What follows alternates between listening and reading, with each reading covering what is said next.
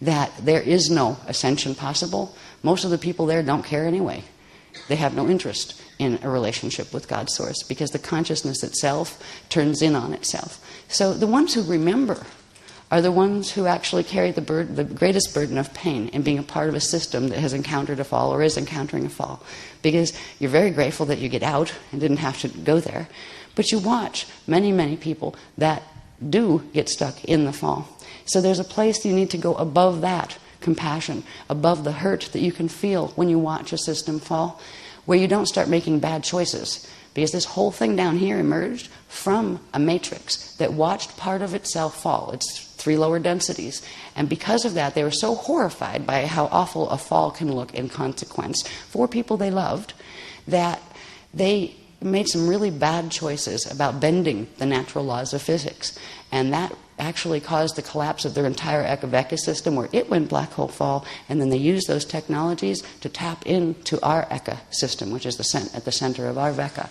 And because of that, this entire history, this was 480 to 450 billion years ago this occurred. From that period on, there has been this massive host mission by the Christic races, the ones who have already completed Adashi Return and come back out as Christed beings and have cultures that are built on them. They are assisting in helping. And for us, if you think of that span of time compared to Earth years, it seems massive. For them, it wasn't a short-term project, but it doesn't appear to be that long. Talk about having patience as far as waiting for the end drama, where they could finally come into this system and begin to bring what could still hold Christ frequency home, to prevent it from getting stuck in the black hole quarantine. Because when a system falls, it actually creates a quarantine unto itself, where it's at a different angular rotational particle spin to the natural living matrix around it. And as long as that occurs, it will evolve until it burns out the energy at its core, and that's when it will do space dust return. So there will be a quarantine set here after 223 years, and it's not that somebody's coming down and setting it. It's the fact that once the gates close, because this place starts to go into its fall shift, there is no possibility of opening them to get the natural current flows or consciousness flows or people out into the natural living matrix again. So it would be a black hole quarantine. There are worse fates. When a system falls black hole, it can actually be dragged into larger black holes who are using the Metatronic technologies to feed off other living things and to make them fall so they can keep their own matrix from hitting its inevitable point of space dust return. So when this system falls, it will fall with dignity because of certain things that are being done by the beloveds in many different places. This system, once it falls, once the life field is evacuated out of here, it will have its own black hole quarantine, which means it will not be allowed to be pulled in as food into other black hole systems. There is a dignity in natural fall. Natural fall is a product of making choices repeatedly that were not in coherence with the natural laws of physics that are associated with the Christ code. And when you reach a point of natural fall and you realize that you were in a falling matrix, there is a peace that can be found in understanding that space dust is just as precious to God's source as body forms and Christed ones. So it might not be the greatest way to go home, but you can still go home and you can still carry yourself with dignity and you can still work with the laws of the Christ. You can still be kind to others. You can still not kill and not harm. You can still appreciate beauty. You can still try to create beauty in the matrix you're in. There are some fall matrices that do just that. Not all of them that go into black hole status are trying to avoid their black hole's implosion point. Some are actually looking forward to it. And that's where you get some of the teachings that are coming out of Buddhism and those kind of things. That they were meant to assist consciousness of all kinds, even consciousness that was in that situation. Don't be attached to stuff. Don't be attached to the outer matter.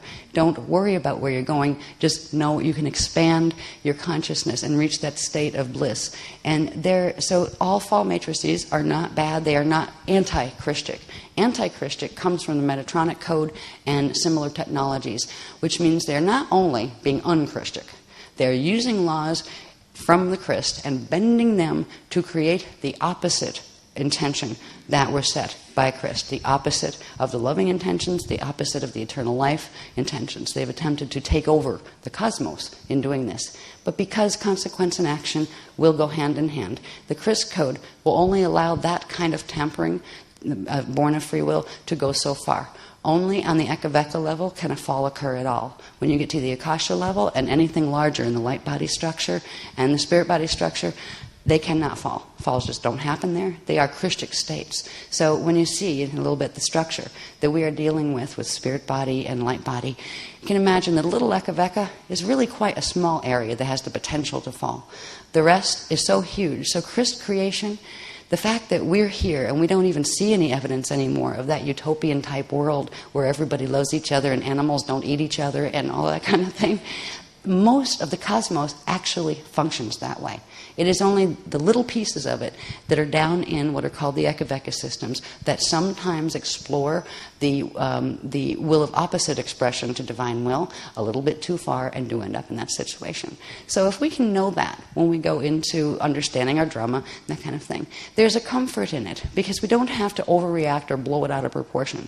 We can perceive things through a clear image of ourselves as cosmic beings, as cosmic spiritual beings, and you'll see a bit about what that means in structure in a minute, or we can perceive ourselves as little people on a little planet that's in trouble and be frightened. That's a choice. Are we going to use a distorted image of ourselves to perceive what we're walking through, or are we going to use a more accurate image of ourselves? We were all created as sparks of the consciousness of God's source, in the image of God's source. You have an eternal spirit body with you always. Whatever you've been taught, whatever you've been told, that had you believe in limitations that were set on yourself and made you feel alone and far away from God and possibly unlovable, time to make a better choice. You don't have to accept those ideas anymore unless you enjoy making yourself feel hurt and unhappy and lonesome. And, some people explore that because it's something to explore.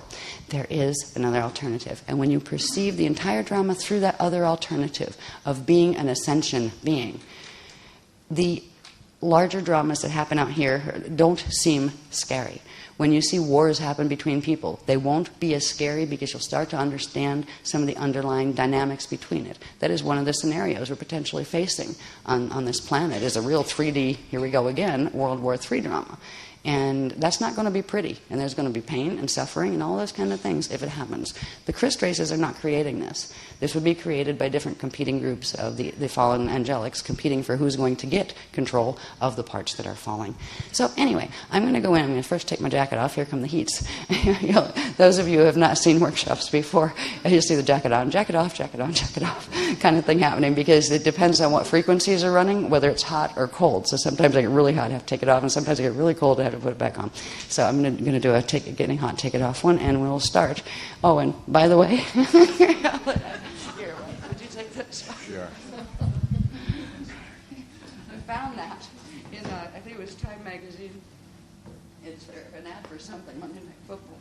And that is my line, because this is how I survive some of these workshops, the ones that go crazy with Guardian Time and all that. Right. Is it Monday yet? It's almost Monday. 24 hours till Monday. Right? That starts Thursday, the Thursday before, right? Before I even show up. Because honestly, I love my work and I love the people that come to the work, but I don't like the job a lot. If it was just talking with you on stage and flipping mylars and explaining things, that would be great.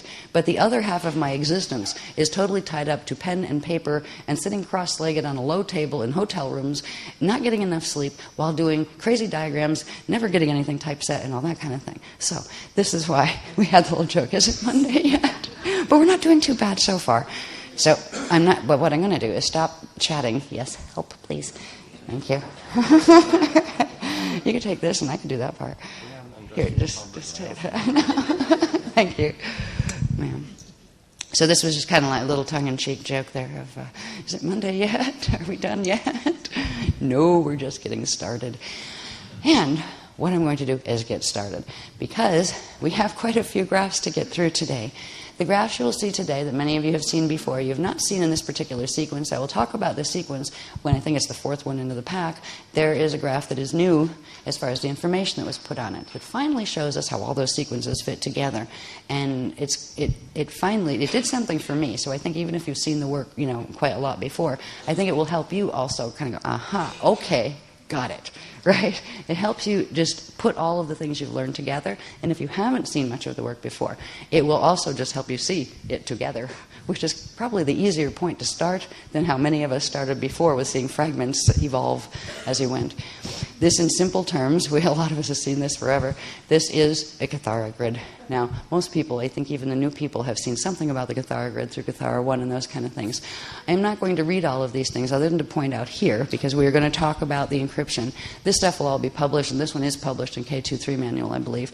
But what I want to show here is the structure of the Cathara grid in relation to encryption. When we talk about in a little bit the creation of the first particle and then the second particle, and we talk about it holding the encryption, the CRIST encryption. The CRIST code encryption is a mathematical program that is literally based upon what is called a base 12 system. It has 12 core radiation points that form in specific angles in relation to each other, and it is through that core program or core encryption of Jaleesic radiation units within the first particle that the entire mathematical program of the CRIST, of creation, is set in motion. It is from that program that the entire structure of what is first the spirit body, and then the Rasha body, and then the light body, and the matter body evolve from.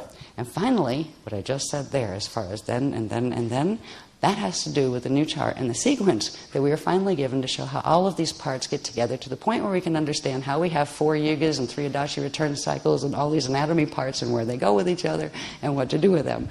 So it all starts with the CRIST code that is imbued within the form of the Cathara grid. The Cathara grid is also known as the real tree of life. There is several mutated versions of these out in various different texts. Some of them, I think, are in the Kabbalah, and they are shaped different. If you see a Cathara grid that is shaped different, if it is thinner, if it has some of these balls pulled down, if its numbers are upside down, if it has different number of these, that is part of the mutated coding. So if you guys see any teachings that are using any type of Cathara grid structure that is not this shape, it implies that the information they were given was not given in the CRIST code.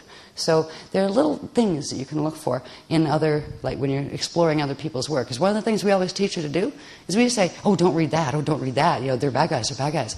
We'll say, well, from our perspective, yes, they are teaching anti-Christic stuff, but there's some fascinating things in there, and it won't hurt you to learn what they're teaching. So we don't tell you not to go to other people's workshops. We say, go ahead and ask some good questions, right? Hopefully we give you enough information where you can really be an irritant, actually, if you want it to be. Or you're going to say, yeah, but what about that 12-point Cathara grid? Like, what are you talking about? Right? Because a lot of times people are teaching other paradigms. They don't have this entire paradigm that you will see here. And, sorry.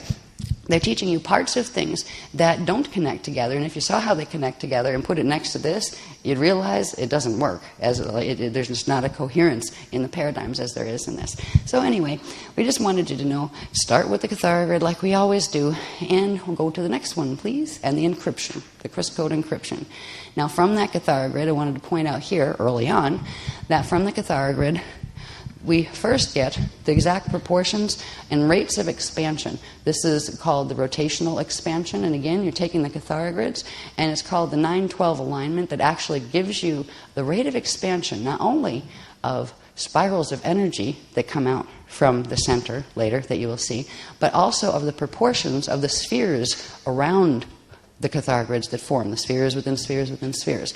So there's a precise set of proportions of spherical shapes, how much quantum they will have, and what kind of spiral they create. A spiral of spark currents that come out and feed creation, and a spiral of spark currents going back that allow for a backflow return to source. That is one of the biggest differences between a Christic and a non-Christic program. Christic things teach you that there is source gave the gift of life or energy and his consciousness out into manifestation, and it did it in a way with the CRIST code that allows for spark generation from that energy that was given, that allows for a backflow to source, and then source sends another backflow return out. So If you're out in creation, you give back to Source, and Source gives back flow return.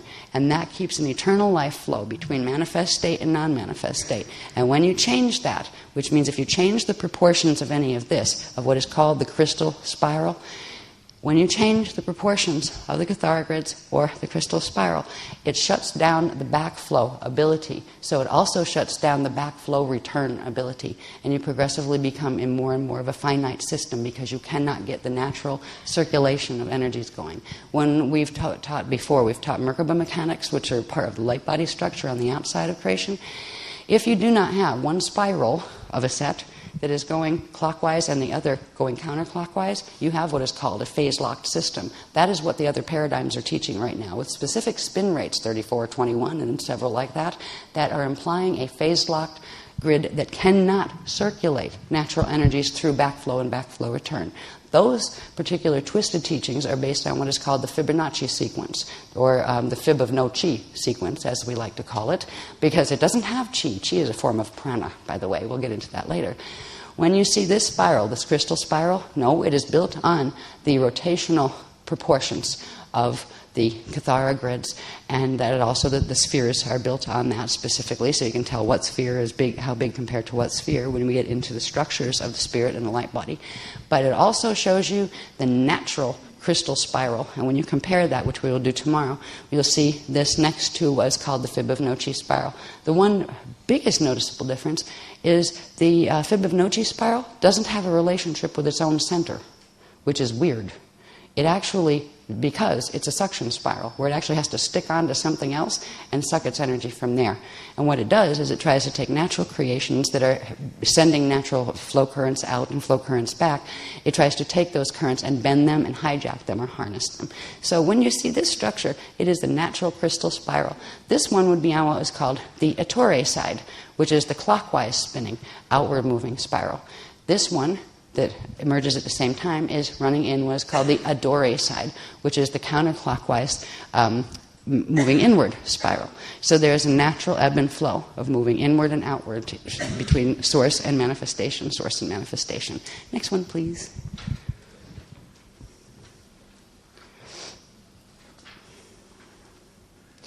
Now, when we first started learning about these things, we did a summary of what we had learned so far a while back. And this is where we're getting our sequence more coherent. All right? We were taught things in a kind of interesting order. We learned about, let's see, light body structure first, I think. Yeah, with Cathara and Cathara 2-3. And then we finally started learning about what was called the light-born and the star-born cycles, from Partakai 1 through what's called the triad to the Taran, to the birth of the Taran. And then we learned about, later, the Rasha cycles, which are the dark matter template and dark matter body cycles. And then we learned about the how that connected into the stuff we learned about first, which was the outer light body, or the Yukatharista body, which is the echo maps of the God world gates, and all of those are based on that. What they've shown us is actually that some of this action is actually simultaneous, and that's why it was difficult for them. They had to teach us how each process worked first, and then show us where they fit together coherently. The sequence was close, but there are certain things that basically happen at once. When we get past what is called it all starts with what is called the Navina and the Siddha cycles, and we'll see those in a minute, where they fit. And then it goes into the birth of the Taran, and the whole spirit body forms in through this part. First light seed, then we have the light seed and the Yukatharista body. You have the star-born inner light body and the Yukatharista body actually forming at the same time. So this was the part that they had broken up the pieces before and taught us one segment at a time, in really actually the order that it was easiest to get the frequencies of information in, because of the distortions in the planetary grids here. They have to be very careful of how they sequence what blocks of information, because it's like the information will come in on a nice flow of energy. It will hit distortion fields, split, break, some of it will reverse, and they've had to bring the information in a sequence that fit with what the Earth grids could handle at the time. Finally, we've got the sequence together, and this is what it looks like when we look at it on a chart. I think that's the next one.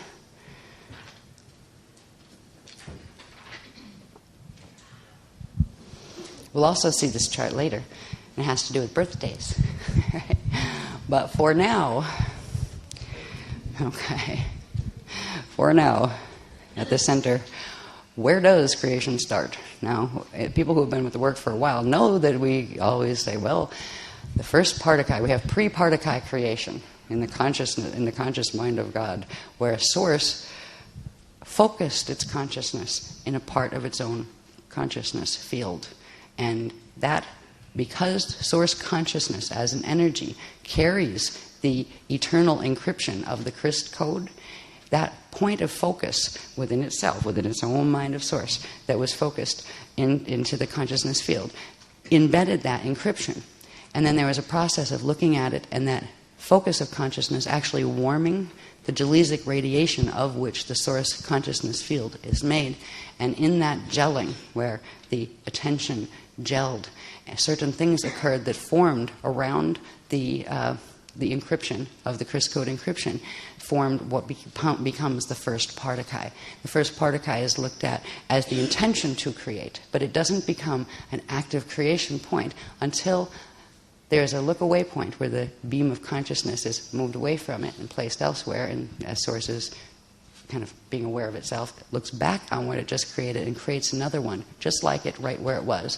And that's where you get the split of partikai 1 by partikai 2 to form what is called the triad, and it is from that first phase set of radiation units that the first sparks are generated. And when the first sparks are generated, the first backflow sparks are generated, and the backflow return starts. So the flow of energy, all taking place within the consciousness field of source itself, begins to literally create spherical identity within itself, individuation. From the eternal singularity of the source consciousness field, a distinction emerges with the creation of the first partikai. What's neat is every time a fertilization of a sperm and egg come together, another distinction is formed, and the entire process, but on a microcosmic level, starts every time there is the fertilization of egg and sperm to bring a new life together into a manifestation. But on the cosmic level, we're talking on the cosmic level first, this is the series where in this cycle here, if you look at this as broken into a set of 8 pi pieces, and the 8 pi pieces are actually called a 6 cycle. And we were going, but there's 8 of them, right, when they first stopped me. That has to do with, there are 6 of them that are called quantum building cycles, which are tachyon cycles, and there are others, which over here we have, the lines aren't dark enough, we just made this graph and didn't have much time to play with it and make things darker. But over here, in what is called axis number 6, this is where the first attention of focus is placed in the consciousness field of source. That is where the partikai 1, pre-partikai, it's a pre-partikai cycle where we first start pre-partikai creation until the birth of partikai 1. All right. From there, going for that brings you to what's called axis 7, and it actually starts at the 0-point axis, right? We start 0, 1, 2, 3. It brings you all the way around to axis 7. This is where we enter the partikai 2 cycle until the birth of partikai 2, right? Now these 2 cycles together are referred to as the Navina partikai creation cycle. All right? The first part, in which results in the birth of partikai 1, is called the Navena cycle, and ends in birth of partikai 1. And then there is the Nuvena cycle, which ends in birth of partikai 2. And at the birth of partikai 2 is when partikai 1 is split, and it begins the process. We will look more in depth at the process here. We're going to see a whole series of graphs that pertain to each part of this. So you see how they all fit together with structure. But for those of you who have seen these structures before, this is how they fit together. So we have partikai 1, born here, started here, born here. Partikai 2 is born there, and that creates the triad. And the triad is formed by partikai 2 taking the place of partikai 1, and partikai 1 breaking into a partikai and a particum phase set. And a phase set sparks, where the 2 split pieces are still hooked together by partikai 2, and they come together and they spark, and that makes a backflow spark. That backflow spark goes back to the center creation point, and the center creation point opens, receives the spark back into the non-manifest consciousness field of source, and then source sends an equal quantum back out as backflow return, and that creates a progressive spiral of quantum building. So it's all about how creation is created. It's created through. The first substance is the consciousness of Source. And it is referred to as the Eta-Urs, and later becomes the ethers. But the Eta-Urs is the closest thing that you can describe as the consciousness field of Source. And the first quantifiable amount of that is called a particle. So a particle actually becomes the measurement, the first quantum that can be measured. And there, from this, and it has very specific energy qualities, it is a base 12 thing, there's a part where we'll see, where you see how quantum builds, what type of energy, what kind of a quantum a particle has, what kind of energy particle 2 has compared to 1. You'll see how the quantums build. It is very, very, very physics-oriented as well as spiritual. What is most important is understanding the structure, regardless of whether you understand it through the physics end or through the spiritual end. Know these structures, spheres within spheres, that spark, that regenerate energy, that continually grow and expand outward. That is the most important. How they got there, whatever your preference is, they got there both ways. It is a spiritual growth. It is the growth of spirit, of consciousness, but it is also the growth of specific energy in physics expression. So it can be spoken of either way.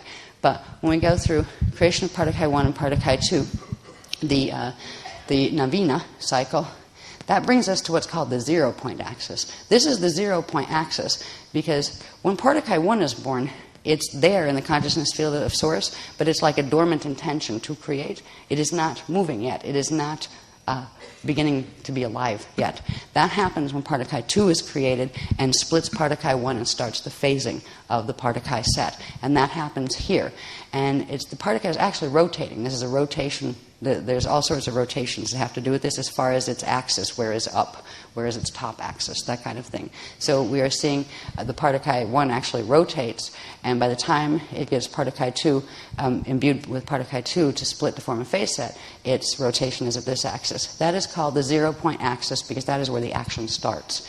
And from that point on, there are a series of other actions that have to do with the expansion of quantum by sparking, backflow, and backflow return from one point, the center creation point. And the center creation point of any manifestation is where Source first placed its consciousness, the consciousness beam, where it focused in its own consciousness field. So if you close your eyes and in your mind, pick a spot and focus your energy of attention on it. It's the same way. You don't have to have a head with flesh and bone to have a mind. And Source has a mind. You don't have to have a brain with gooey gray stuff to have a mind and a consciousness. And Source doesn't have a brain with gooey gray stuff either, but it does have a mind and consciousness. And it is literally through the process of focusing a part of its own attention into a part of its own self that the first particle gelled and was born. And from that, this entire creation sequence, core creation sequence, is set in motion. So we get through the Navina cycle, and then we enter what is called the Siddha cycle. Through this Siddha cycle is where the spirit body is born. There is a difference between the spirit body structure and the light body structure. And most other paradigms don't teach you any of this. They will not, they said they throw words like soul around without explaining the soul is actually an aspect of the light body. It is not actually your spirit. Your spirit is something else. In fact, if you have to pick one, take your spirit every time. All right. So there are a lot of things that understanding this paradigm will help clarify. And this is the paradigm that 2,000 years ago, that Jeshua 12, John the Baptist, and Miriam were teaching. And they were 3 speakers in that period of time that were representing this material. And they were representing this material in other lifetimes as well. They had taught this material before that.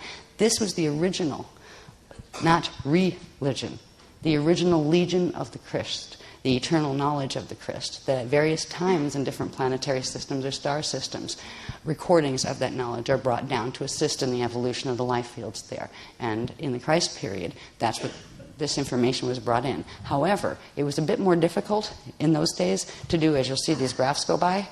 Imagine trying to do that with a chisel and rock.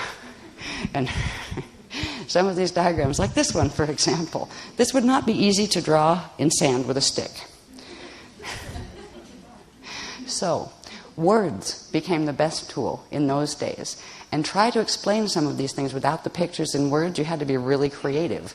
So the material wasn't fully translated in those days because of that factor of limitation. But during the Atlantean periods, much of what you'll see was translated. It was on what are called the CDD plates, the cloister d'Oratour plates, and it was in digital, stored in electronic digital form, because we had technologies in the Atlantean period that were far more evolved than the electronics technologies are here right now.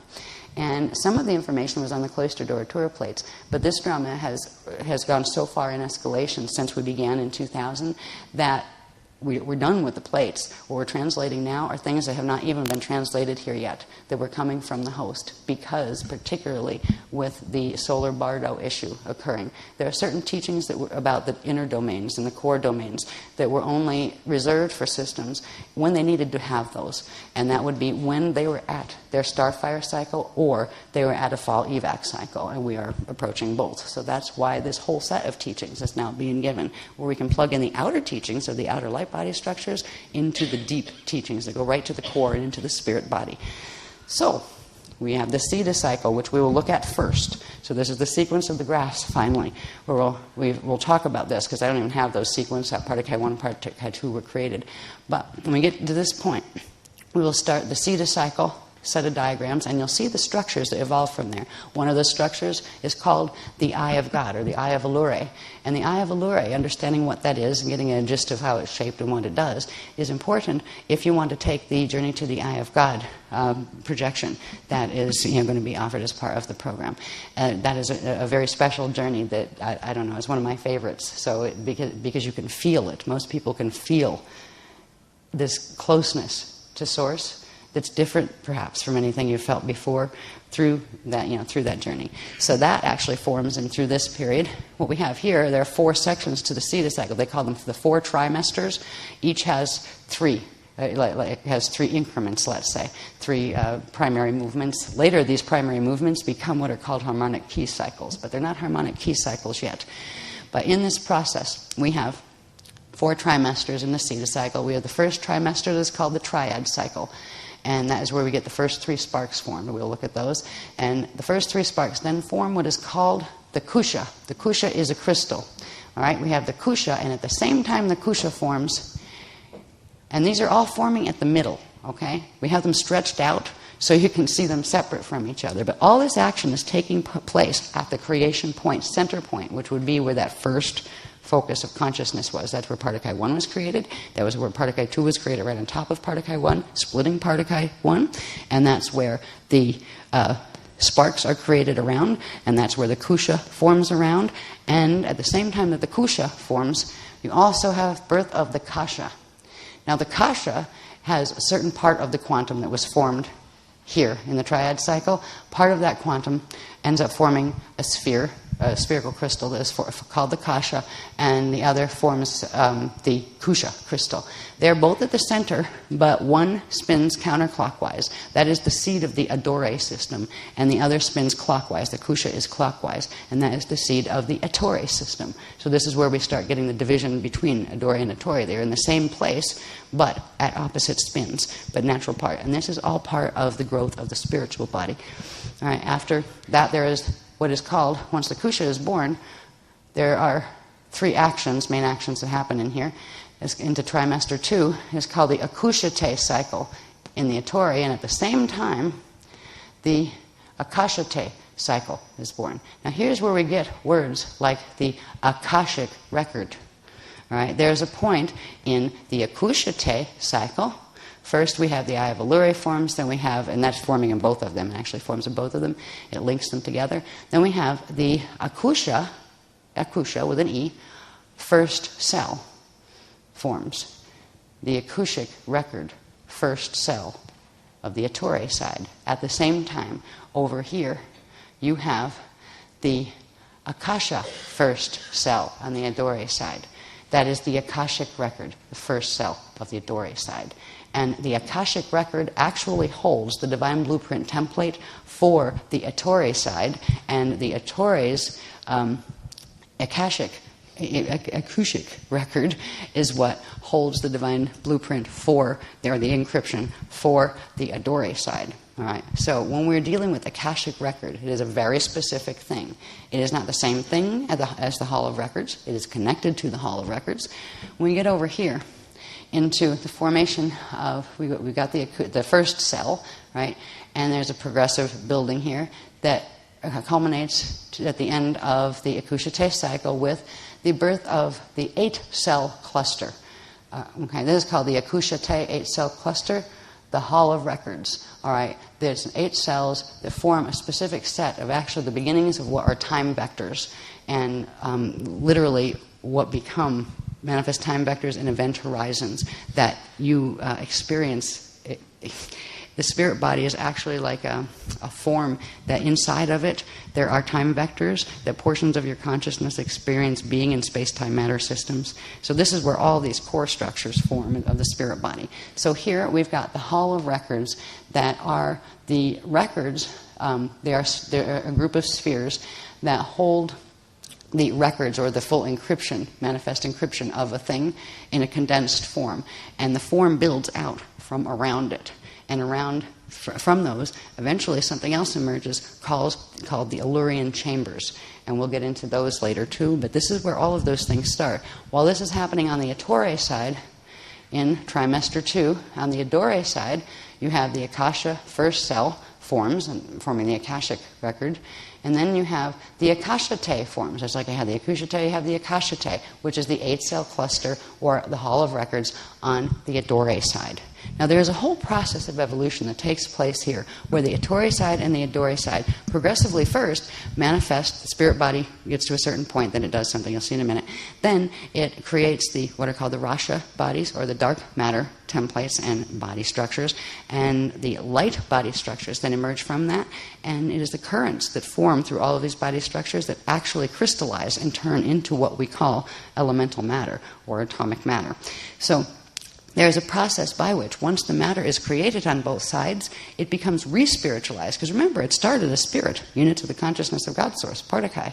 Once it becomes a densified thing, it then goes through a process of re-spiritualization where the spirit integrates progressively into it. First the Ettore into the Ettore side, brings more of its light body structure in, and then more of what is called its iridanis in. Same thing is happening on the Adore side, and then at a certain point, both of them come together, merge with each other, and that allows for the whole thing to literally open up and become like a spark of light and open up into something that is called the Illumer Adana.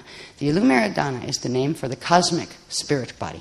It is the cosmic spirit body seed atom. It is the first seed atom, the Christ seed. And from this, there are other domains and their seed atoms emerge, but that is the first seed atom. And after a seed atom is created is when the Rasha cycle takes place. Now, we've talked before about the Rasha body cycles. Usually we talked about the star-born cycle first, where you learned that the Tarn was born, and then the Tarn gave birth to the dyad, and the dyad to the Maiad to the monad, etc., etc. However, that whole cycle, star-born, starts with when the Illumer Adana is born, and you'll see what that looks like when we go through the picture charts. When the Illumer Adana is born, the Taran light seed is born at its center. So that is where this cycle, spirit body is born, first light seed cycle starts. But at the same time, the Rasha cycle is occurring. So by the time we get here, that point at the end of a Rasha cycle that we've referred to as the Big Bang point, where dark matter turns into light matter, or matter that is recognizable by science out here. We're talking about the dark matter stuff that science theorizes is there because they can tell that something is affecting the way the matter they can see moves, but they can't see the something, so they call it dark. It's just matter of a different kind at a different angular rotation of particle spin. But here is where the Rasha templates form. So this is the Rasha cycle as far as the formation of the Rasha templates. That would be the Big Bang point. It is also the point at what is called the dyad births in the starborn cycle. So dyad birth and Big Bang are happening at the same time. Now, Big Bang point is where the Yucatharista body starts to birth. The Yucatharista body we talked about first as the echomaps of the God World Gates, the light body structure, the large light body structure. So from here, the birth of the dyad, we have the dyad birth, and this goes through the dyad cycle where the dyad is sparking and generating quantum. But also, this is the point where the Yucatharista body births. And the Yucatharista body has two parts.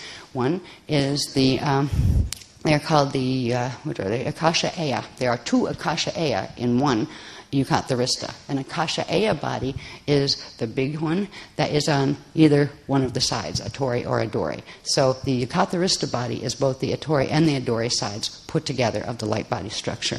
And this is where you have the dyad, Big Bang, and the Eucatharista body forming. Then when the myad of the inner light body structure is birthing, you have the Akasha, the Akasha-ayas birthing. Every Akasha-aya has its 4 Akasha-A, and actually 2 more at the center. So there's actually 6 Akasha-A, but you see them in the form of 4 because you don't see the 2 in the center.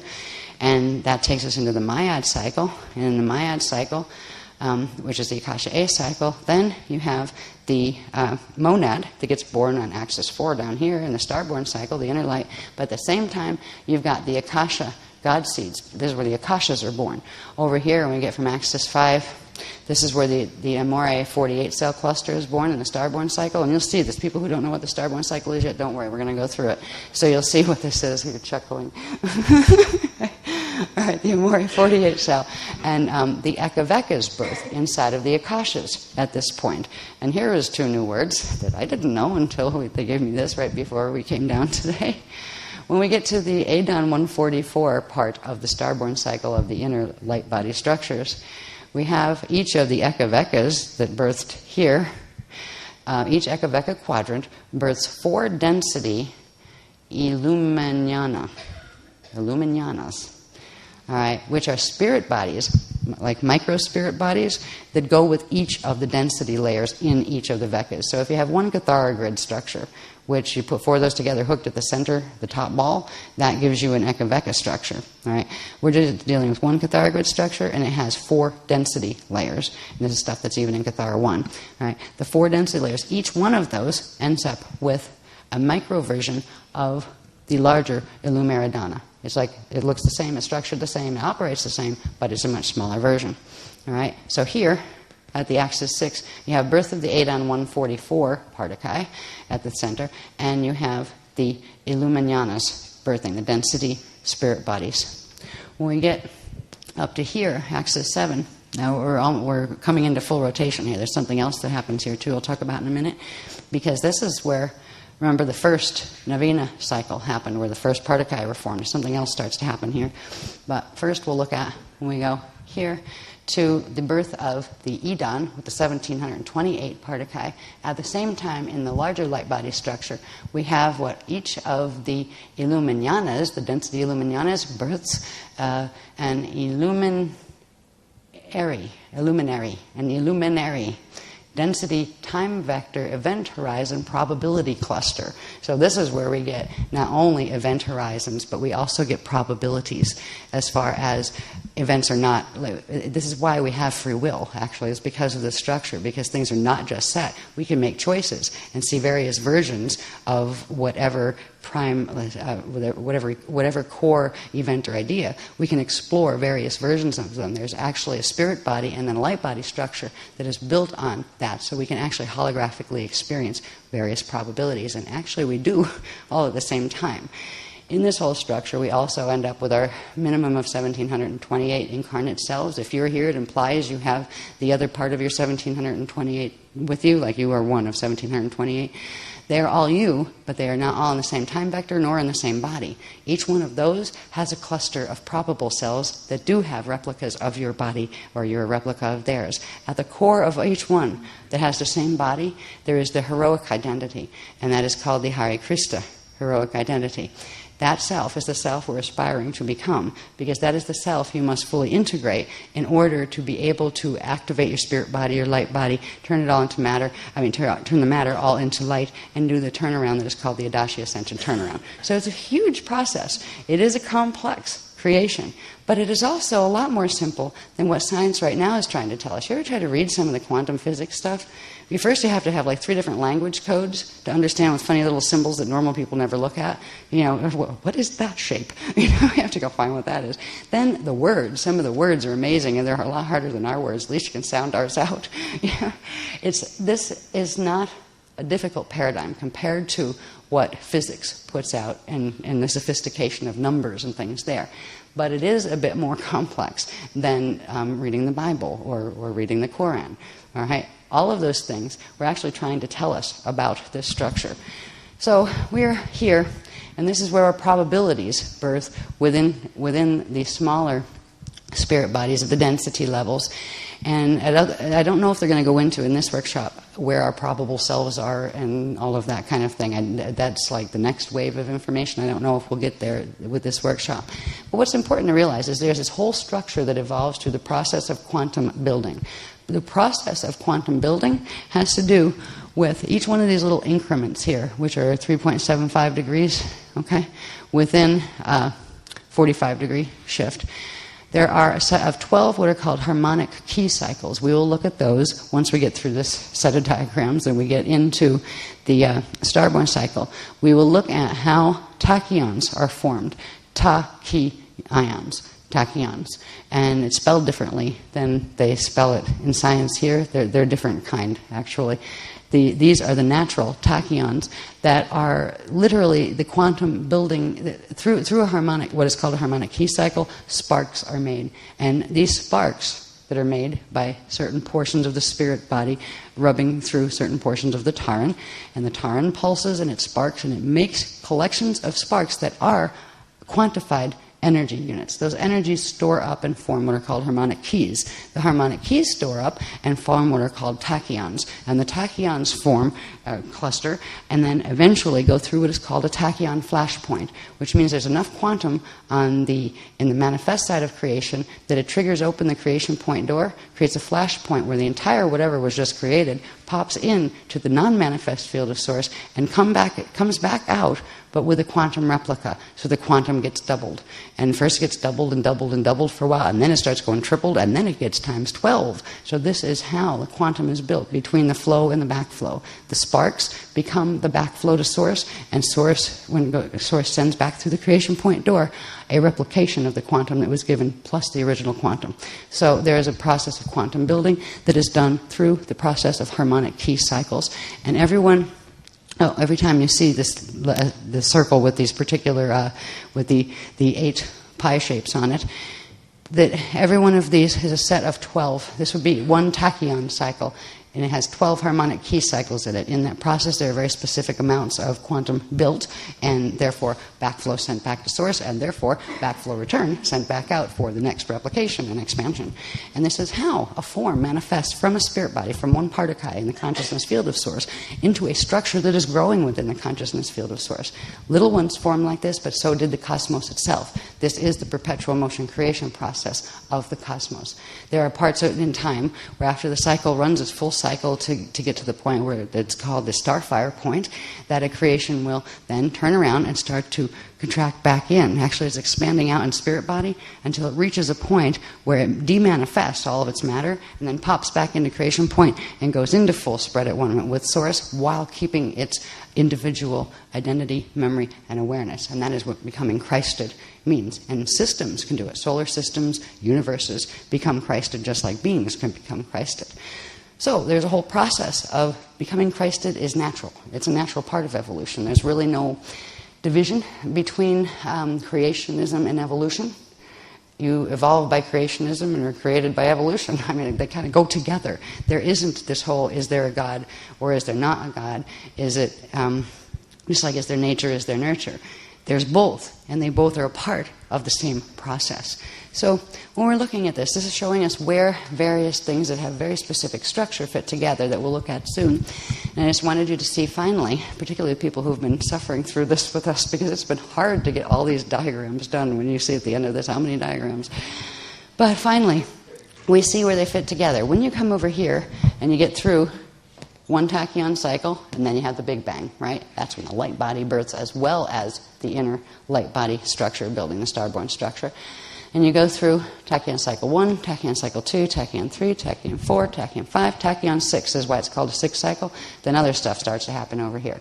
There are other things that take place that are different than harmonic key cycles. This is where harmonic keys start to come together to form what is called a flame cycle, where the Adori and the Atori sides can come together and make a larger quantum, and where the whole thing pulls back into creation point and back into source, and then comes back out and replicates for a larger expansion.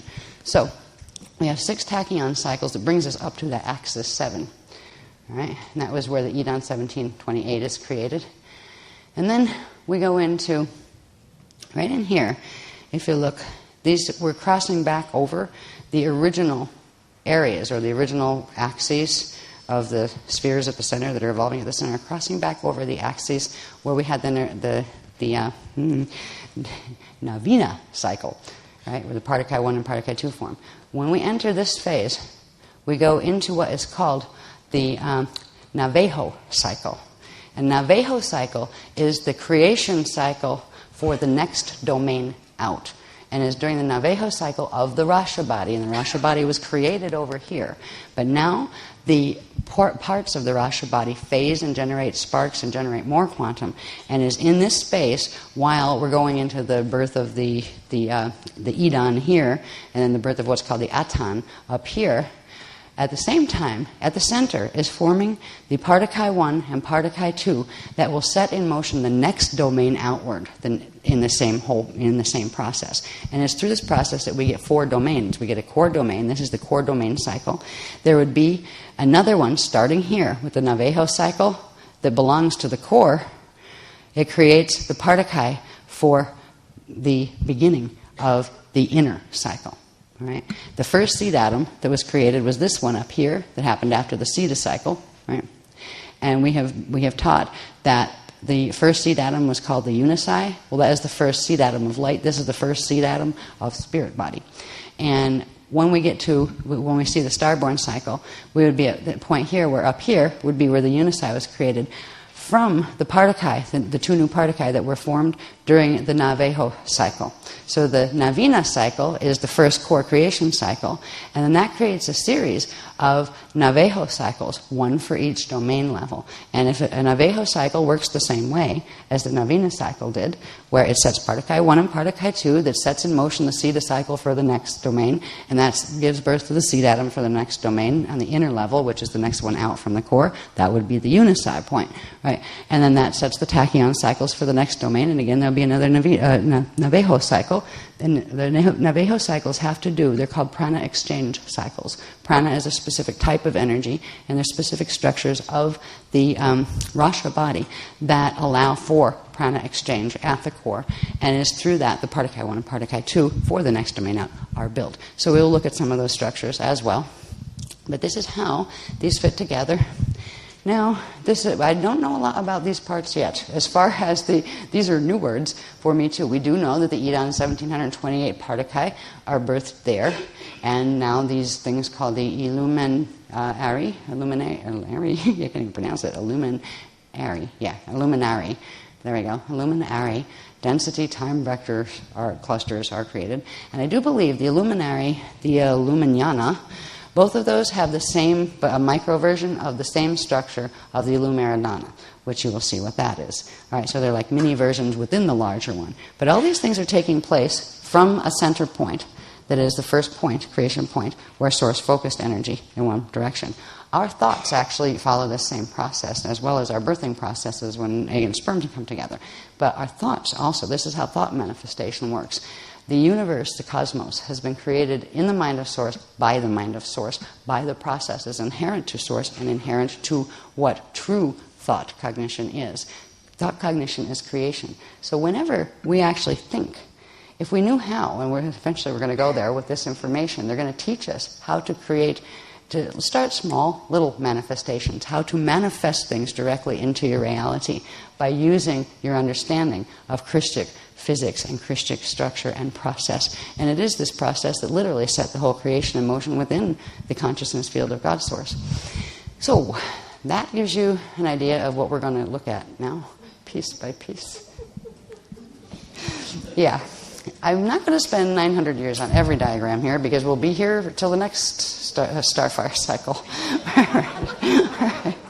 However, what I do want to do is give especially people that have, there's all the new people, all the old people are getting up and going, oh no, I'm not going to look at it again. Yeah.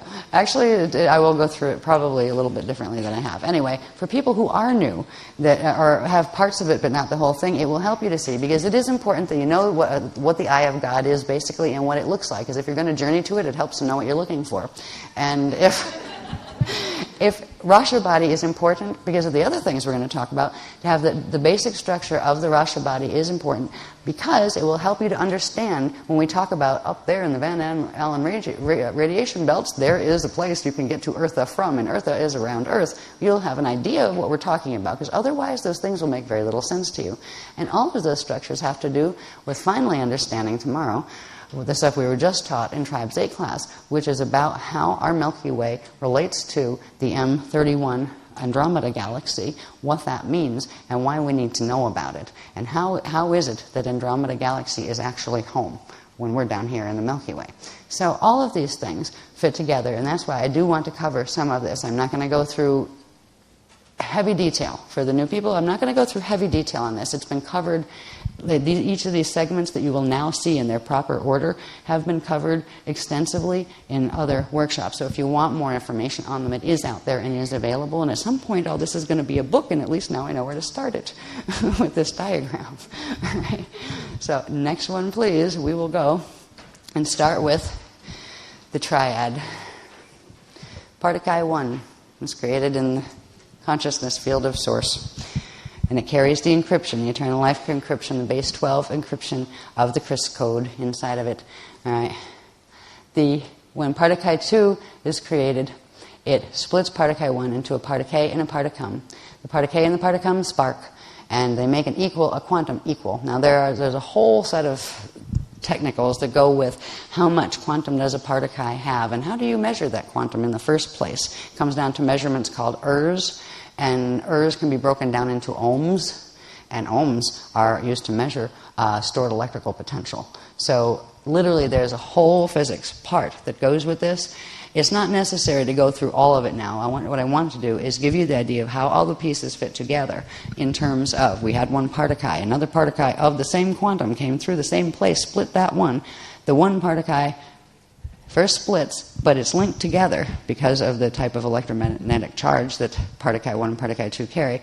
When it splits, it stays linked to the creation point and still held in by the creation point, and then the pieces start to come back together. When they come back together, they actually spark with the same amount of quantum that, if you put them back together, that they had, which would be the same quantum as particle 1, because they are particle 1 when you put them back together.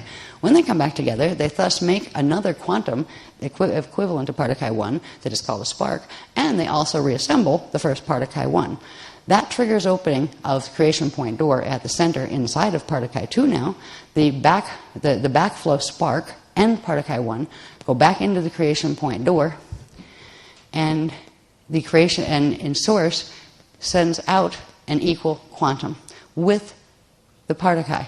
So it sends a backflow return spark out, and it sends back the original particle 1. When the original particle 1 comes back out with the spark, the particle 1 splits the particle 2 that had split it in the first place. And this creates what's an up phase. Right? This created a down phase. Particle 1 split down phase. This has to do with the formation of up quarks and down quarks and those kind of things that physics talk about. So that, there is a significance to it. Down phases create what are called atomic energy.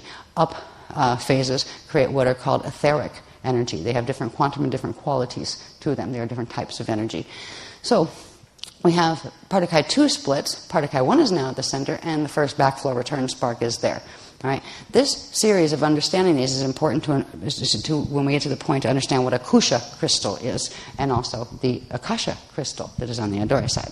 So we have one backflow return spark. All right. Then we have a split particle 2. Now that does the same thing, but in an up phase where they come together, the parts come together, particle A and a particum from particle 2. They come together, make an etheric spark, backflow spark. Etheric backflow spark goes into center with particle 2. Source sends out a backflow return etheric spark, and sends particle 2 back out, which of course splits particle 1 again. Right? So this is where the perpetual motion starts to come in, where particle 1 and particle 2 continually split each other and send backflow in, backflow return comes out, and the other one comes back out and splits the other one. And this is where spark generation begins. So, oh, thank you. Okay. So now I'm here. Yeah. So now we have 2 backflow return sparks, right, around the creation point. And in this phase, we're seeing particle 2 is now holding the center position, and particle 1 is split, which means it's going to make another atomic spark, right? So spark 3 forms by particle 1. Spark 3 is also atomic because it's a down split, a down phase, makes another particle 1 atomic spark.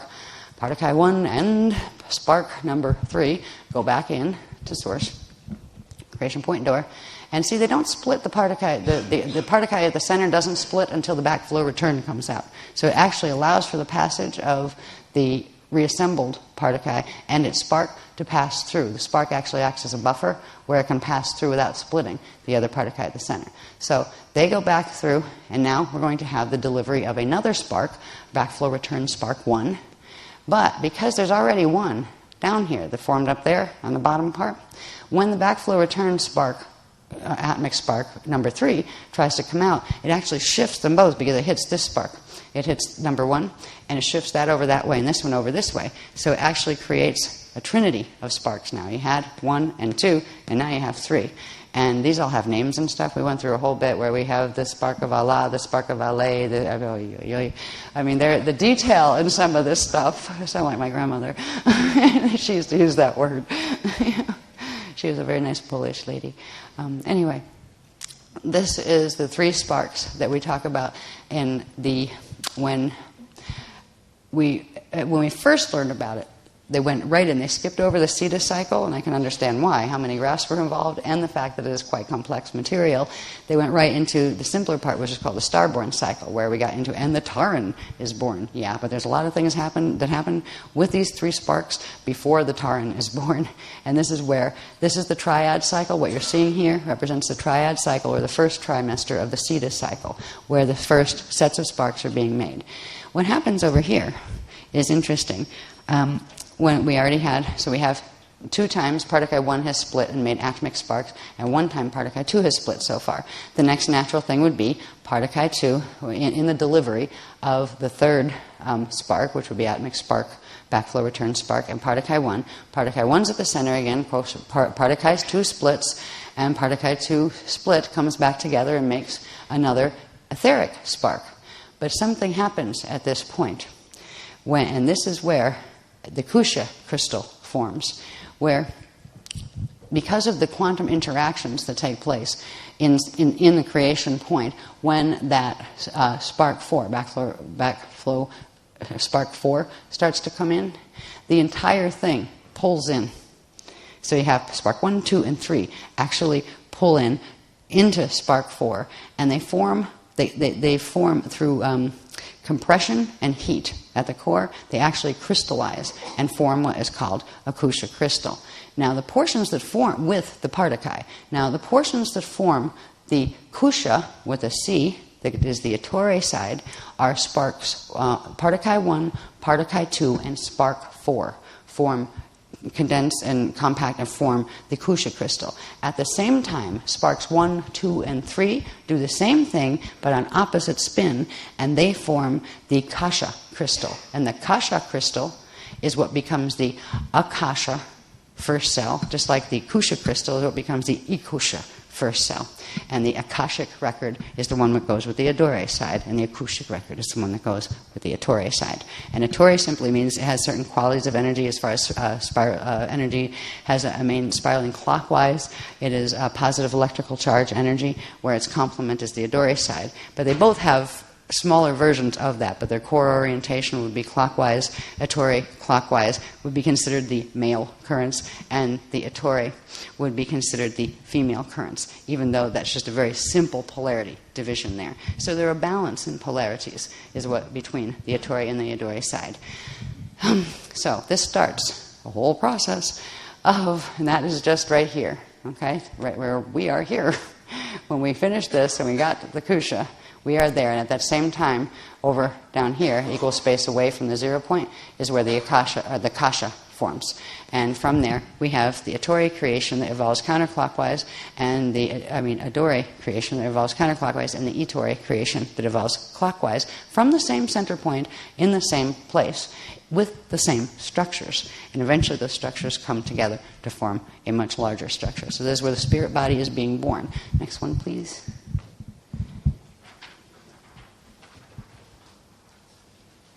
By the way, how bad am I doing on time? What time is it? Okay, I haven't run over the break yet, though. Oh, that's so good. I could do a lot in an hour. Yeah, I'm not doing too bad at all. I was afraid it was like you're 10 minutes after break time already, and I was going to go, oh no. Right. Right. Okay. Now here, this gets wild, and I'll see how far I'm going to go into explaining this, but I'm going to have to, aren't I? Yes. Yeah, this is one of the ones I really trip over the most because it's quite complex, but I think I can get the idea across to you. From the point of the first kusha forming. Now we're just going to look at the kusha. The same thing is happening on the kasha side and the adori side, but we're just going to look at one for the moment because it's hard enough to keep track of what's happening at the center point with the atori clockwise spin ones. First, we have the kusha forms, the kusha crystal. Now this crystal has a specific quantum. It is made of particle 1, particle 2, and spark 4. Now, all of those, the sparks, because they were made from two pieces of a particle coming back together, have the same quantum as a particle. So the quantum that the kusha holds is the quantum of 3 particle. All right. Now, particles have specific quantum that can be broken down into other things like ers and rus and ohms and yans, which I'm not going to get into now unless I find that chart, and I don't know where that one is. It's not on this. Good. But what this is saying basically is, first of all, they said, look at it as a side view for now, where, okay, you had, most of the diagrams we've been looking at, it looks like this is the front view, and there implies a back, and that kind of thing. They're saying, for a moment, look at this as if we're looking at it from the side, and this is the creation point door, and let's say this is in front of the creation point door, and that's in back of the creation point door. This becomes very significant in the forming of the spirit body, and also in the forming of time vectors and those kind of things.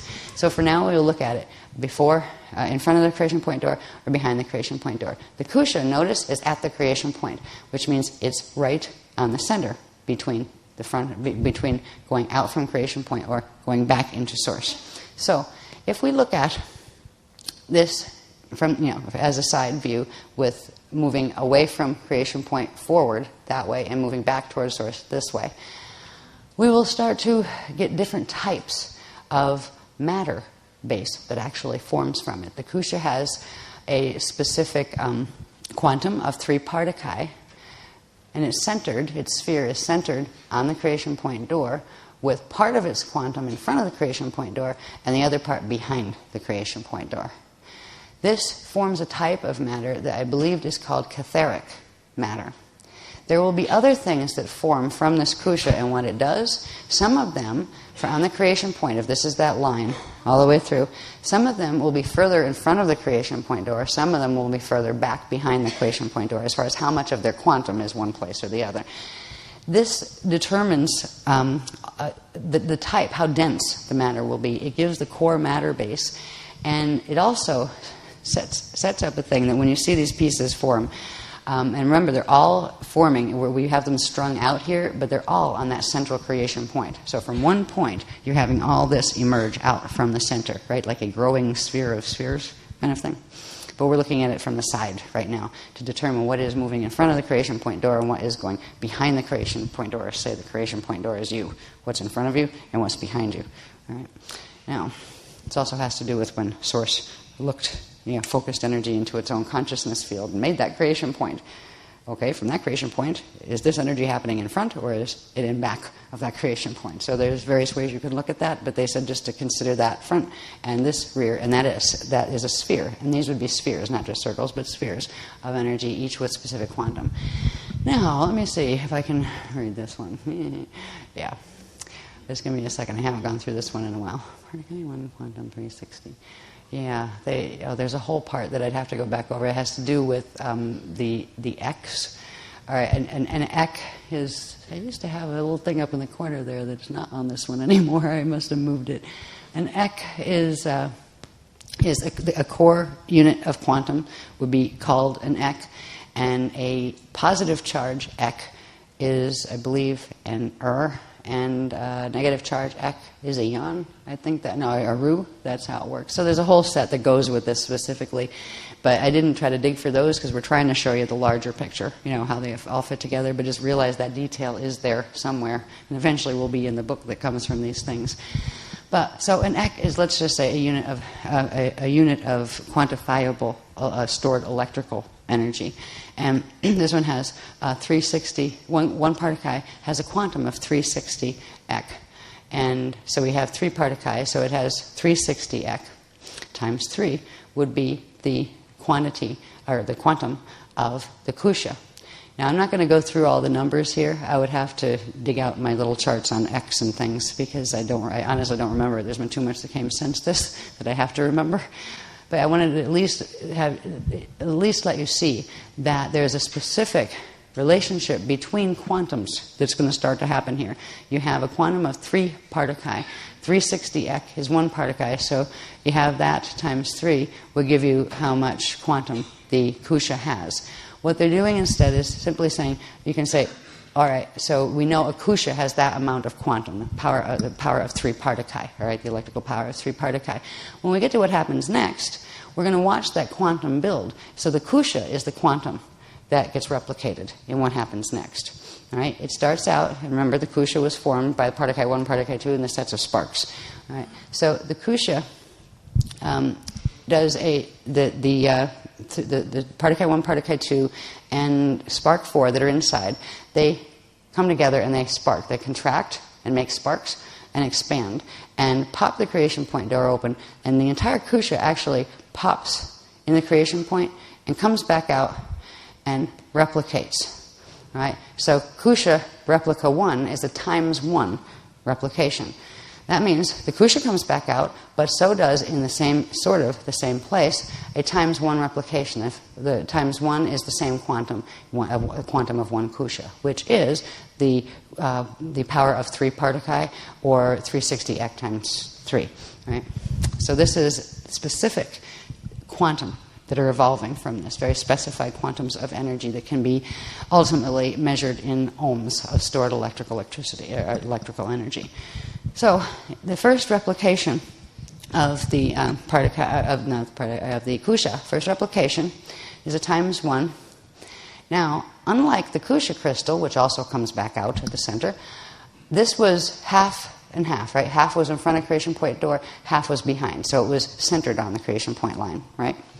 This one has 1/3 of its quantum in front of the creation point door and 2/3 of its quantum behind the creation point door. So it's formed a different type of matter. This matter is referred to as etheric matter and is characteristic of what we refer to as D1. All right, dimension 1 type matter is etheric matter, which means it has 1/3 of its quantum, whatever its quantum is, and this particular unit's quantum happens to be the power of 3 particuli, with 1/3 power of 1 particle in front of creation point door, and the other part, 2/3 of it, which is 2 particuli, behind creation point door. What this starts to set up is a thing that eventually creates what we refer to as gravity and the tension that sets creation in motion in terms of physics, where depending on how much quantum you have pushing forward from creation point to how much you have pulling back, going the other direction from creation point. And so this is where we get things that we had in this particular unit, which is the first replication of the kusha. We have the quantum of 3 particuli, or 3 particuli power, 1/3 manifest, positive manifest, 2/3 in what is called spirit. So we're saying what is in front of the creation point door would be referred to as manifest, and what is behind it on the same line, going in the same way, is spirit. That is an easy way to start understanding that at first. It gets into a Dore and a Tore and Iridanuses and things later. But this gives us an interesting thing starts happening here. So you have 1/3 of the quantum of 3 in front of creation point door, which means 1 particle power, all right, times 360 ek, and it's positive charge. Yeah, there you go. So it means 360 ohms, because a positive ek is an ohm. All right? So the ek is the unit of stored electrical electricity held in the particles. And here you have 2/3 on the spirit side. So you have two particle power on the spirit side. It's 2 times the 360. It will be a negative x are called yons. So when you take the 1 over here minus the 2 over here, it gives you a -1 g-force, pull force, gravity force. You start to get gravity force and something called joule force. And I'm just learning this, and I would have to go back into that and go through them more carefully, but I'm trying to get to another place. So I won't even try to explain it yet. But I want you to at least see, this is where the basic forces of nature form. It is from these structures. And these structures together will very soon form what is called the eye of God structure. Now, everything in creation goes through this entire process. Cosmos is formed by this process in a macrocosm. But each person is formed by this process because it starts when an egg and a sperm come together. And there's a certain point where that goes into particle 1 and particle 2 are formed, and then this whole thing emerges from there, even on a smaller level. So all of us have this spiritual body structure, and then the light body structure that forms from that. So we're on Kusha Rep 1. All right. You would basically find out how much is pushing in front of creation point door, how much is pulling back from creation point door, and there's a difference between the two that determines the tension. What type of, how much tension is moving forward, how much is moving back. And through all of these units, and their quantum increase, because each of them, at a certain point, because the little units inside, the particle inside, rub together and spark, it allows them to pull back into the creation point and come out with another replica. The next replica is the second one, the times 2 Kusha replica. Remember, the Kusha is the quantum that is being replicated, and it has the power of 3 particle. Right? So on number 2, it's times 2 replica. So you had the power of 3 particle, or 1 Kusha. Now it's the power of 2 Kusha. So 2 Kusha or 3 particle is the power of 6 particle. Right? That's a quantum of 6 particle power. This one has 2/3 manifest and 1/3 spirit behind creation point R. So, and we're showing you, remember, this is the side view. This would be in front of creation point. That would be behind it. Then again, you do the 2/3 manifest of 2/3 of what? 2/3 of a quantum of 6. Right? So that means 4 particle power would be moving forward, and you'd have particle power of 1/3 of 6, which is 2 particle power pulling back. So you'd have 4, a quantum of 4 thrust pushing this way, and 2 pulling that way. And then if you subtracted the 4 minus 2, the push minus the pull, you end up with what is called a positive G-force of 2. All right? So this is all about tension and release, and these are the forces that form joule force and J force. When you get, I think it was over here someplace, they got into describing a little bit of what negative G force is, and I think it's the negative G force that becomes what is called the J force, or the joule force. And joules are those things, the units of heat that are used in thermodynamics here, and in calories and those kind of things. These are the joules that they're talking about as far as stored quantum. There's the quantum that is stored in things. Yeah, I have a hard time reading the small things though, without my glasses. The lights could help. When you turn down the lights, you might be able to read them. No, it's a glasses thing actually. To put my glasses on makes it very difficult for me to translate. This way, there's something in the frequency that needs to come out, or my eyes actually start to burn when I have my glasses on. However, I am very, very nearsighted, and it'd have to be up on top of it. This is even too far away where it just kind of blurs, but I can see the pictures, and as long as I can speak the pictures, that's why at some point, and I have covered this where I have read these at other times, so the information is on tape someplace out there. All of this is all new material, so it's all going to be at some point in a book where people can really study it. So this is why I don't go through painstaking efforts and spend hours and hours trying to... I want to give you the gist of how this works and show you some of the math involved in it. But I don't need to take you all the way through that. Eventually we will have enough of it in books where people who like to play with physics and numbers, all power to you. You can have fun with this stuff, figuring out G-forces, J-forces, and what all that means. Our job as speakers is to put it together. And so you see it in terms of the entire creation, the spirit, and the science. But anyway, let's come back over here. Go back over here. We have the times 2 rep. And that's times 2 means times 2 Kusha quantum, which is 3. We have the 6 particle.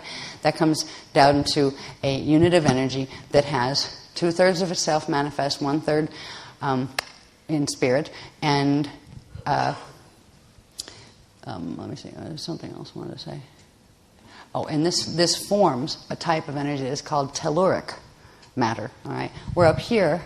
We had a quantum of 3 particle with 1/3 in front of creation point door and 2/3 behind. That formed etheric. This one forms telluric, which is 2/3 of a quantum of 6 in front of creation point door and 1/3 back, which means 2/3 thrust to 1/3 pull of a quantum of 6. All right, that is what D2 base frequencies are made of. D2 is the reality field we see as solid here. All right, in our density. So when we talk about the telluric energies, the telluric kingdom, we're talking about the matter base that is perceivable as solid matter and is also as electromagnetic wave spectra and quarks and sparks and things that are perceivable here in the D2 telluric frequency bands. Because our consciousness, what we call our consciousness, the part of us that is actually looking out on the hologram, is actually stationed in D3, which is considered the atomic realm, and we look down upon D2 and the matter part of ourself that are manifest there, and that is where we see the hologram of solid. So we're actually of the consciousness and the mental body in the D3 realm, and in the D2 realm is where our three-dimensional body, our physical body is. And then there's the D1 realm below that. In terms of below, it's really just how dense it is, and they're at a bit different angular rotation of particle spin. So what we are seeing as solid is the D2 realm, which means it's matter base. It'll have a version of all of these, but like subharmonics of them. Its core matter base of D2 is telluric, and for D1 it is etheric, and for D3, which has to do with Kusha Rep 3, it is called atomic. And atomic energy is one of the most vulnerable energies, actually, to being, let's say, diverted from its path of divine will, because atomic energies are, if there's creation point door, they are a Kusha Rep, which means power of 3 particle times 3. They have a quantum of 9, and 3/3 of it, all of it, are in front of creation point door. It doesn't have a part in spirit. Its connection to spirit is through all of the other ones. But because it is a part of the creation, all of these are actually at the creation point door, forming a structure at that point, of the creation point door. So it's not that it's cut off and somewhere out there in the consciousness field of source where it can't interact with the rest. It's an essential part of the rest. But that is what is an atomic matter base, and that is considered the D3 matter base. This one is the most, the least dense out of these three. The catheric is the one that is half and half, where you have the power of 3 particle, the original Kusha quantum, half of it in front of creation point door, half of it behind. That, which means, half of 3 would be 1.5 push to 1.5 thrust. It is a stable energy. It is a stationary energy. It is a still point energy. That is called catheric energy. So we have catheric, etheric, telluric, and atomic. All of these that you'll see would have, there is a name of Ik that goes with them as far as the energy. They have a name. And they haven't gotten into giving us all of those yet, because that's not what's most important. It's just to see what they wanted to show with this. Is first of all, the Eye of God structure is forming from this. And remember, it all formed from the Kusha. And the Kusha formed from particle 1 and 2 and the spark sets that were made. Same thing is taking place in the Adore side. So we have Ettore and the Ettore and the Adore side. So we have Kusha Rep 3, quantum here. I'm not going to read all the quantums as we go. And remember, this gives you a G-force, a positive G-force. I think the positive G-force is the pull. No, it's the push. That's right, because they were telling me, I always thought gravity was like you're being pulled to the ground. They said, no, it's not. You're actually being pushed to the ground. It's actually a force of push, not a force of pull, which was news to me, because I would have thought it was the other way.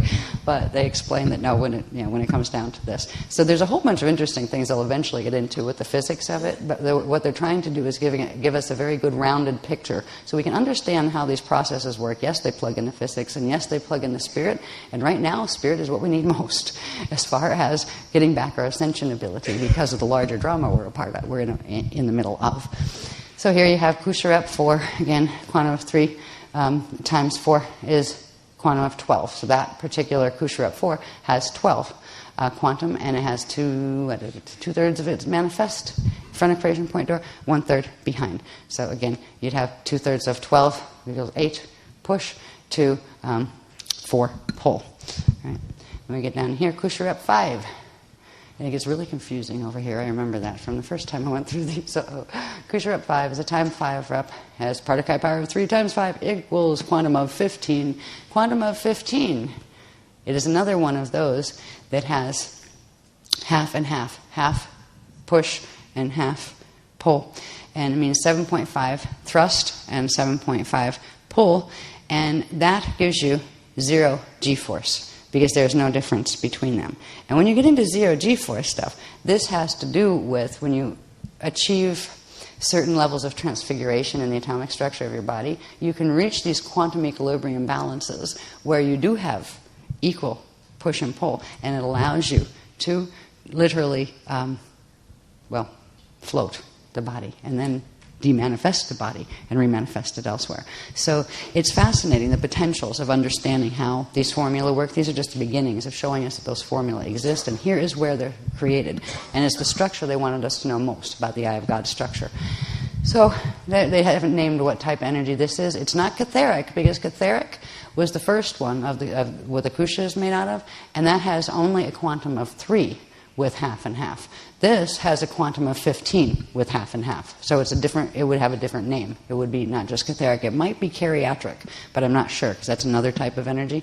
There's all sorts of names. If anybody has seen Cathara 2-3, you know there are all sorts of names we have ethos energy, ethos, eros, electros, magnos, thisos, thatos, oses and ix all over the place. Lots of words, lots of new words. So eventually all of that information plugs into all of this information. There's just not been time to worry about correlating those, but they do go together, and that's where we got we deal with these all the time with the D1, D2, and D3 frequencies. That's why they wanted us to understand basically etheric, telluric, and atmic, and the catheric of the Kusha. Excuse me, because these are the primary energies we are dealing with, and we need to understand first. When we get down over here, this isn't going to go on forever. It doesn't keep replicating forever and ever. But Kusha rep 6. Okay. Partakai power of 3 times 6 equals quantum of 18. 1/3 of it is manifest, 2/3 of it in spirit. 2/3 of the quantum of 18 equals 15. Partakai power pulling back at spirit, and 1/3, which is 3 Partakai power pushing forward. All right. So this one has most of itself in spirit, and a small point of itself of its quantum in manifest. Now this one here, this is where it gets really wacky.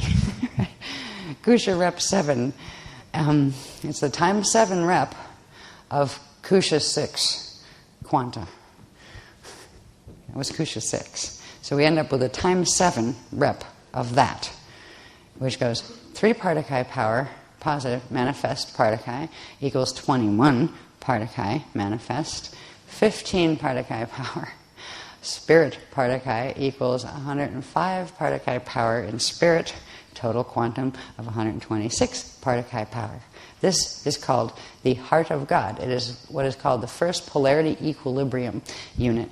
It's the 7 suns of the 7 suns. So it literally has these units inside of it now, where all of these had their quantum. These were just indicating the quantum that was stored inside of them. This one actually has a structure. It has a circle here, a circle here, a circle here, a circle here, and all these little guys inside. And what you have here are a set of phase cells. These expand outward, and these expand outward in spirit. So this would be going back away from creation point door, and these would be going forward, manifest. So you have manifest expansion and spirit expansion backwards. This is key. This structure is key, because you'll see it later in larger structures, that this is how the yuga structures of time cycles are formed. And this is how we find out where we are. Because what we end up with is, in the larger structures of the bodies that evolve in the spirit body from this, we end up with the core domain, then the middle, or the inner domain, the middle domain, and the outer domain. And then later, 3 more in between these form that are the turnaround Adashi domains. And you have another set of them happening simultaneously on the Adori side in spirit. So this starts to give us an idea of how time vectors are actually formed.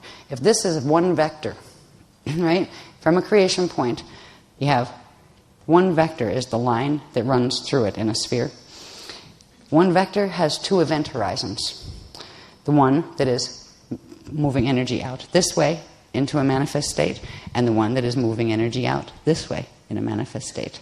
And if you're over here, that's the spirit one. And if you're over here, that's the spirit one. So it gets very interesting. This is where we start to understand